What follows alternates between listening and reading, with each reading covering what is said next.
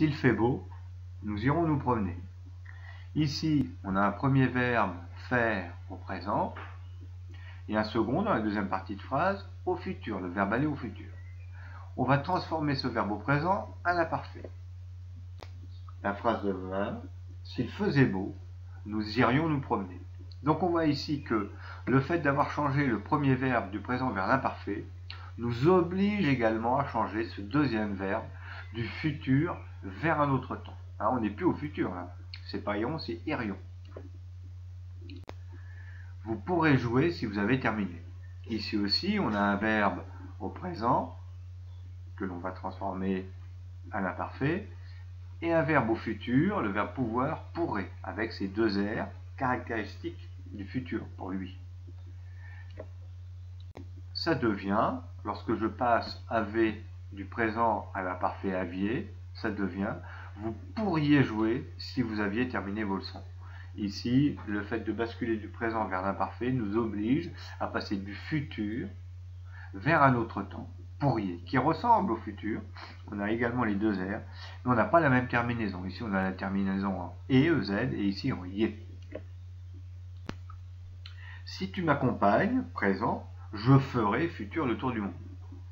Si je passe le verbe accompagner du présent à l'imparfait, si tu m'accompagnais, je retrouve je ferai le tour du monde. Mais cette fois-ci, on a encore changé de temps, regardez, je ferai, là on a bien du futur, c'est bien la terminaison du futur, la première du singulier au futur c'est AI, et ici on se retrouve en AIS. Donc c'est une terminaison qui ressemble à l'imparfait, mais ce n'est pas l'imparfait, parce que le verbe faire à l'imparfait, ce serait je faisais. On a un verbe ici qui ressemble à du futur, je ferai, on l'entend comme du futur, mais il ne s'écrit pas comme du futur puisqu'on a mis un S. Il s'écrit avec une terminaison de l'imparfait. Alors voyons ce nouveau. Donc, dans les premières phrases, on avait un couple présent-futur. On a basculé ce présent en imparfait. Et on a obtenu un autre temps qui ressemble, qui s'entend un petit peu comme le futur, mais qui n'est pas du futur, qui n'a pas les mêmes terminaisons, qui aurait plutôt d'ailleurs les terminaisons de l'imparfait. Eh bien ce temps, c'est ce qu'on appelle le conditionnel présent. Présent, pourquoi? Parce que on est au mode conditionnel, le temps présent du mode conditionnel. Alors on va aller voir ça de plus près. Alors, pourquoi conditionnel présent? Eh bien, par exemple, s'il faisait beau, nous irions nous promener. Eh bien, le fait d'aller se promener est conditionné au fait qu'il fasse beau. Hein. Nous irions nous promener à condition qu'il fasse beau. Voilà pourquoi on parle de conditionnel présent. L'action est soumise à la réalisation d'une autre condition. Donc, c'est une action qui dépend d'un autre événement. On utilise également le conditionnel présent dans le cas d'un souhait. Nous aimerions nous promener. Et on l'utilise enfin dans le cas d'une demande polie, une formule de politesse.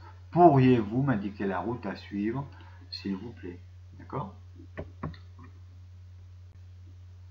Donc, ce conditionnel présent, eh bien, on va voir qu'il se forme avec le radical du futur, c'est-à-dire que les verbes, lorsqu'on les conjugue au conditionnel présent, on entend, on perçoit le futur, hein, à la façon de les réciter, mais par contre, les terminaisons ne sont pas celles du futur, on retrouve exactement les terminaisons de l'imparfait qu'on connaît bien, AIS, AIS, AIT, IONS, IEZ, AIENT.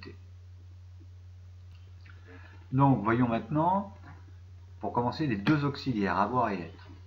Alors, le premier, avoir.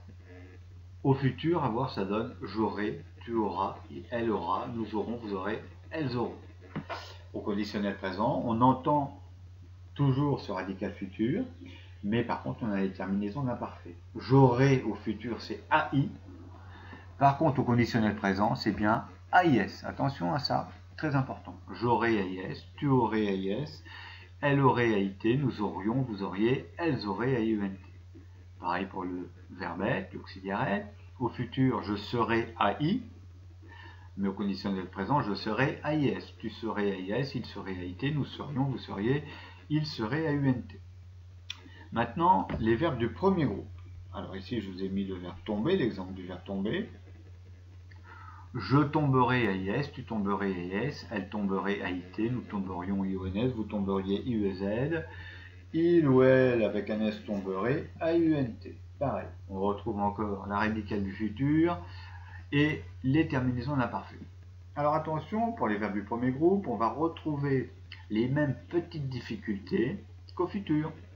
Exemple, pour le verbe envoyer. Le verbe envoyer au futur, ça fait j'enverrai 2 R AI, hein, futur. Tu enverras 2 R AS, il enverra 2 R A.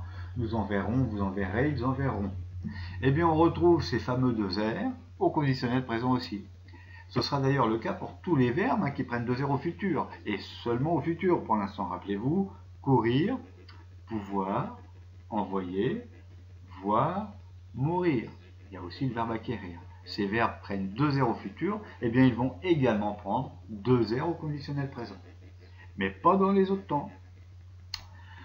Donc, voilà pour le verbe envoyer. Les verbes ennuyer maintenant. Rappelez-vous, les verbes en YER, à part les verbes en ayez, mais les verbes en huyer comme appuyer, les verbes en voyer comme se noyer, ou envoyer d'ailleurs.